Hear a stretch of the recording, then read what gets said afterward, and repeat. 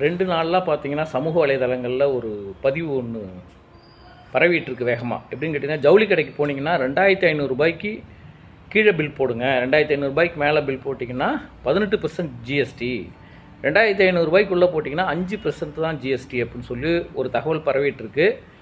நான் அப்புறம் விசாரித்ததில் அது தவறான தகவல்ங்கிறது தெரியுது. ஒரு ஆடையோட விலை, ஒரு ட்ரெஸ்ஸோட விலை 2500 ரூபாயை தாண்டினால் 18% ஜிஎஸ்டி. மிச்சப்படி நீங்கள் 2500 3000 ரூபாய்க்கு பல துணிகள் எடுத்து பில் போட்டிங்கனாலும் அந்த 5% தான் ஜிஎஸ்டி. இதுமாரி ஒரு புரிதல் இல்லாத சில தகவல்களை பரப்பிகிட்ருக்காங்க சில பேர். நம்பாதீங்க. ஒரு ஜவுளி கடைக்கு போனீங்கன்னா ஒரு 10 ஜவுளி எடுக்கிறீங்க அப்படின்னு சொன்னால் அந்த 10ஐயும் ஒன்றா போட்டாலும் 5% தான் ஜிஎஸ்டி.